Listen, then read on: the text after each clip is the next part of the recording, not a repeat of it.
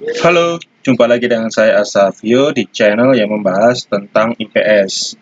Pada kesempatan kali ini, saya ingin membahas tentang materi di dalam geografi, yaitu aspek geografi, prinsip geografi, serta objek studi geografi.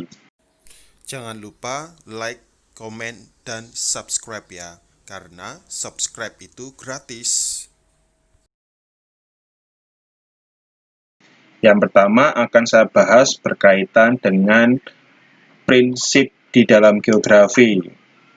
Nah, prinsip di dalam geografi itu terdiri dari 4 prinsip. Prinsip yang pertama adalah prinsip distribusi atau prinsip persebaran.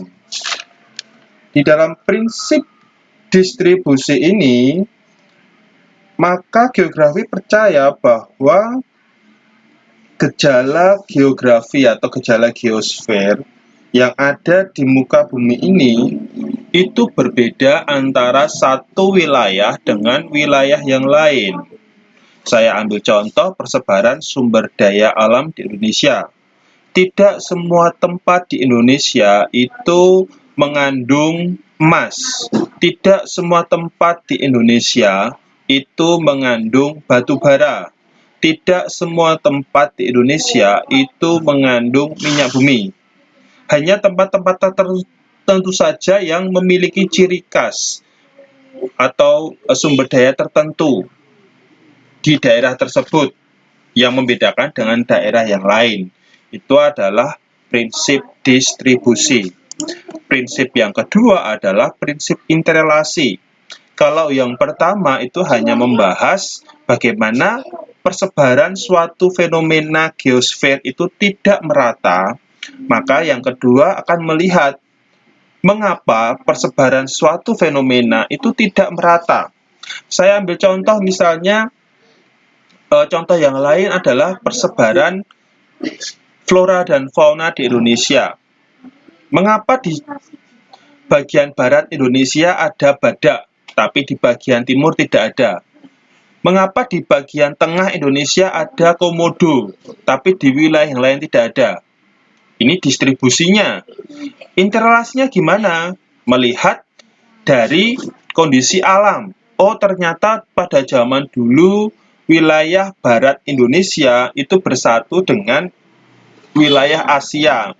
Sehingga fauna yang ada di wilayah barat itu memiliki kesamaan dengan wilayah Asia.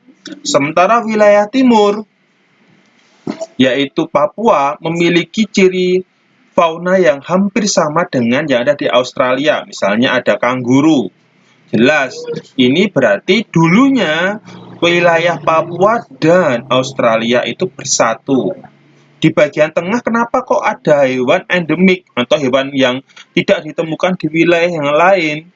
Oh, wilayah tengah seperti Sulawesi maupun Nusa Tenggara dulu merupakan suatu kawasan yang tidak bergabung dengan benua manapun. Sehingga fauna yang ada di tempat ini itu memiliki ciri khas yang tidak ditemukan di wilayah yang lain. Prinsip yang ketiga adalah prinsip deskripsi. Kalau kita membahas prinsip deskripsi, berarti kita akan membahas bagaimana menjelaskan suatu fenomena. Menjelaskan di sini bisa menggunakan rangkaian kata, kalimat, bisa menggunakan gambar, bisa menggunakan tabel, bisa menggunakan grafik, bisa menggunakan peta. Jadi untuk menjelaskan suatu fenomena tadi, saya ambil contoh misalnya saya ingin menjelaskan fenomena pertumbuhan penduduk di kota Solo misalnya. Saya akan membahas atau mendeskripsikan bagaimana jumlah penduduk di kota Solo dari zaman kolonial Belanda sampai sekarang. Saya akan menggunakan tabel misalnya dan juga diagram untuk memperkuat deskripsi saya. saya akan menggunakan gambar, misalnya itu gambar kondisi penduduk di di Solo pada saat itu untuk memperkuat data saya. Saya juga bisa menggunakan peta, misalnya kalaupun ada peta yang membedakan bagaimana kota Solo menjadi kota yang sudah cukup padat dari tahun ke tahun dibandingkan wilayah yang lain. Jadi proses dalam deskripsi ini kita menggunakan banyak alat bantu untuk bisa menjelaskan suatu fenomena saja. Nah, prinsip yang terakhir adalah prinsip korologi. Ini merupakan prinsip di dalam geografi modern. Karena prinsip korologi ini menggabungkan prinsip distribusi, interrelasi, maupun deskripsi. Saya ambil contoh misalnya, saya ingin membahas tentang persebaran penduduk di Indonesia. Nah, saya menjelaskan persebaran penduduk di Indonesia tidak merata. Yang paling padat misalnya di Jawa, yang tidak padat di Papua. Itu distribusinya. Interrelasinya saya akan bahas. Kenapa sih kok di wilayah Jawa itu penduduknya sangat padat, tapi di wilayah lain itu penduduknya masih sedikit atau jarang. Dan untuk memperkuat data, maka di prinsip deskripsi saya mulai akan membahas dengan menggunakan tabel perbandingan penduduk di berbagai wilayah di Indonesia. Saya akan menggunakan peta. Oh, kalau yang padat penduduknya saya kasih warna, misalnya kalau itu warna merah, ya merahnya merah sangat tua. Tapi yang jarang penduduknya merahnya merah muda, misalnya. Kemudian saya juga akan menggunakan diagram untuk memperkuat data saya. Nah, ini adalah contoh prinsip korologi yang dipegang di dalam geografi modern saat ini. Sementara aspek di dalam geografi itu terdiri dari dua aspek. Aspek yang pertama adalah aspek fisik. Jadi kalau aspek fisik ini aspek yang berkaitan dengan kondisi alam. Bisa itu topologi, yaitu bentuk wilayah muka bumi, batas wilayah muka bumi, atau misalnya aspek biotik berkaitan dengan flora dan fauna yang ada di wilayah itu, atau bisa berkaitan dengan kondisi alam atau aspek fisiknya, misalnya kondisi tanah, kondisi air, kemudian keadaan udara di wilayah itu, kemudian kondisi batuan yang ada di wilayah itu. Ini adalah contoh dari aspek fisik di dalam geografi. Sementara kalau aspek non-fisik ini berkaitan dengan aktivitas manusia. Bisa itu aspek sosial, bisa itu aspek ekonomi, bisa itu aspek budaya, dan bisa itu aspek politik. Aspek sosial ini biasanya berkaitan dengan misalnya kegiatan masyarakat, lembaga sosial di dalam masyarakat, kelompok-kelompok di dalam masyarakat. Kalau misalnya aspek ekonomi ya berarti berkaitan dengan kegiatan ekonomi, entah itu industri, perdagangan, kondisi pasar, kemudian kegiatan pertanian. Kalau aspek budaya biasanya berkaitan contoh kesenian, seperti di gambar depan saya ini, seni tari. Kemudian juga ada bahasa, kemudian juga ada agama di suatu wilayah. Dan yang terakhir aspek politik. Aspek politik ini berarti berkaitan dengan partai. Kenapa kok partai tertentu di satu wilayah bisa sangat mendominasi, tapi di wilayah lain kok tidak. Nah, kegiatan politik di suatu negara, ini intinya seperti itu. Ini bisa dianggap sebagai aspek non-fisik, karena berkaitan dengan aktivitas masyarakat. Kemudian, objek di dalam geografi itu terbagi menjadi dua, yaitu objek material maupun objek formal. Objek material ini juga yang disebut juga dengan, mungkin kita akan lebih kenal dan fenomena geosfer, terbagi menjadi 5 objek material. Apa saja itu? Yang pertama adalah litosfer. Litosfer ini adalah lapisan batuan. Jadi lapisan batuan atau lapisan tanah di permukaan bumi. Jadi nanti berkaitan dengan kondisi tanah, kondisi batuan, kemudian kegiatan vulkanisme atau gunung berapi, kemudian juga berkaitan dengan tenaga endogen maupun tenaga eksogen, misalnya seperti itu. Otomatis di dalam litosfer ini akan dibutuhkan ilmu bantu. Beberapa contoh ilmu bantu di dalam materi litosfer itu adalah seismologi, jadi ilmu yang khusus mempelajari tentang gempa. Ada lagi misalnya vulkanologi, jadi itu ilmu yang khusus mempelajari tentang kegunung apian. Yang kedua adalah hidrosfer. Hidrosfer adalah lapisan perairan. Jadi lapisan perairan di muka bumi itu dipelajari di dalam hidrosfer.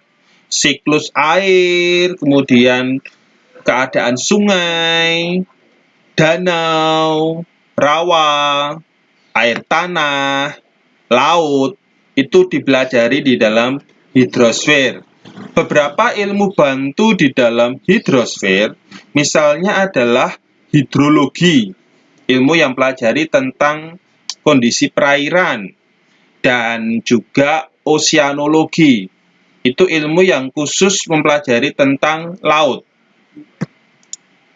Yang ketiga adalah atmosfer. Atmosfer ini berkaitan dengan lapisan udara yang menyelimuti bumi.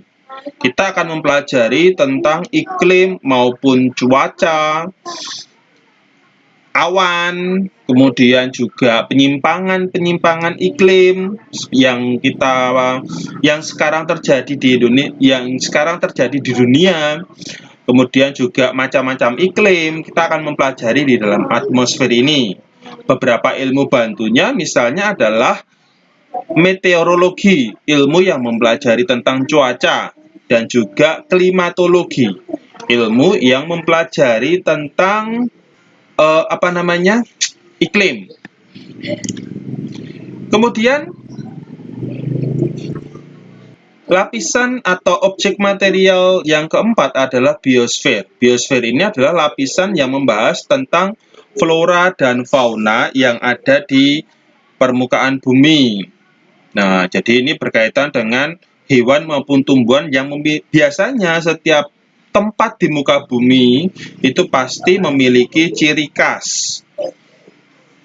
Ilmu bantu di dalam biosfer ini contohnya adalah biogeografi. Jadi ilmu yang pelajari tentang persebaran flora maupun fauna. Kemudian antroposfer, ini adalah lapisan manusia. Lapisan manusia ini biasanya kita akan pelajari tentang tingkat kelahiran, tingkat kematian, pertumbuhan penduduk, migrasi. Itu yang utama seperti itu. Ilmu bantu di dalam antroposfer ini contohnya misalnya adalah demografi, yaitu ilmu yang pelajari tentang kependudukan. Atau misalnya lagi ada ilmu ekonomi, sosiologi, ilmu yang pelajari tentang kemasyarakatan. Antropologi, ilmu yang pelajari tentang budaya misalnya. Ini penting karena kita akan melajari budaya di dalam masyarakat juga, walaupun itu bukan menjadi titik tekan. Karena budaya-budaya tadi pasti memiliki ciri khas yang berbeda dibandingkan tempat yang lain. Sementara itu, objek formal itu disebut juga dengan pendekatan di dalam geografi. Bagaimana cara kita menganalisis suatu masalah dan cara untuk mengatasinya, mengkaji suatu masalah itu. Secara umum ada 3 pendekatan. yaitu yang pertama keruangan, lingkungan, dan juga kompleks wilayah. Apa yang menjadi pembeda? Kalau keruangan berkaitan dengan kondisi alam yang ada di ruang tersebut atau wilayah tersebut.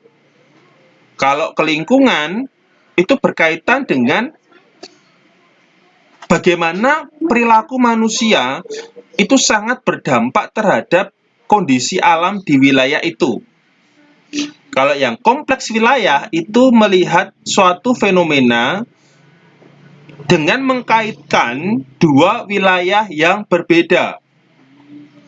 Saya ambil satu contoh tentang banjir yang dianalisis dengan 3 pendekatan yang berbeda. Banjir dianalisis dengan pendekatan keruangan, maka kita akan melihat ternyata banjir terjadi bisa dikarenakan curah hujan yang sangat tinggi di wilayah itu, yang di atas rata-rata normal, sehingga tanah tidak mampu menyimpan air dalam jumlah yang banyak, akhirnya terjadi banjir. Nah, ini adalah suatu peristiwa alam di mana manusia tidak bisa terlibat di dalamnya. Kemudian banjir dianalisis dengan perilaku lingkungan. Kenapa kok bisa terjadi banjir? Misalnya ini ada kayu-kayunya. Setelah dianalisis ternyata di wilayah ini itu hutannya sudah ditebang atau terjadi penebangan liar. Sehingga apa yang terjadi? Pada saat terjadi hujan dan air tidak bisa masuk atau disimpan di dalam tanah, maka akan terjadi banjir bandang dengan membawa bekas-bekas kayu seperti ini dan juga batuannya. Ini gara-gara perilaku manusia. Atau contoh yang lain, misalnya di kota-kota besar, itu ternyata saluran pembuangan atau drainasenya buntu. Gara-gara mungkin ada banyak sampah yang dibuang sembarangan oleh masyarakat. Begitu terjadi hujan, saluran air tidak lancar, maka akhirnya mengakibatkan terjadi banjir. Kalau kompleks wilayah meliputi atau mengkaitkan dua wilayah yang berbeda. Misalnya wilayah hulu dan wilayah hilir. Wilayah hulu adalah wilayah atas. Saya ambil contoh misalnya kawasan Bogor. Wilayah hilir adalah wilayah bawah, misalnya kawasan Jakarta. Pada saat terjadi hujan besar, wilayah atas atau Bogor ini dulunya adalah kawasan yang banyak hutannya. Tetapi karena terjadi alih fungsi lahan, entah untuk villa atau pemukiman terserah, maka aliran air langsung turun ke bawah, yaitu ke wilayah hilir atau wilayah Jakarta. Efeknya wilayah Jakarta mendapatkan banjir kiriman dari Bogor.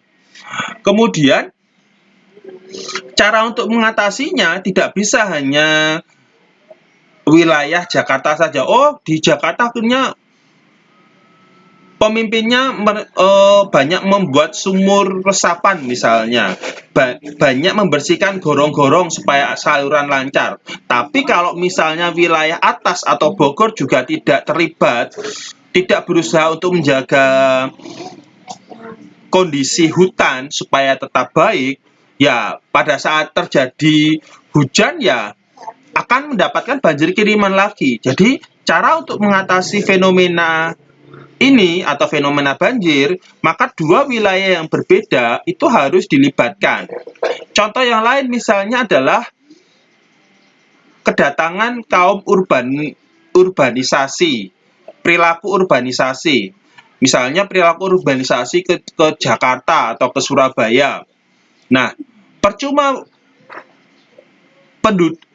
pemimpin di Jakarta atau Surabaya membuat aturan yang ketat mengenai para pendatang ini kalau masalah yang ada di daerahnya tidak diatasi. Jadi masalah daerahnya seperti apa? Pemerintah harus banyak menambah lapangan pekerjaan di daerah itu. supaya para generasi muda atau orang-orang yang produktif itu tidak meninggalkan desa tapi malah membangun desa itu. Jadi harus menyelesaikan masalah urbanisasi dengan melibatkan dua wilayah yang terlibat, yaitu wilayah desa dan wilayah kota.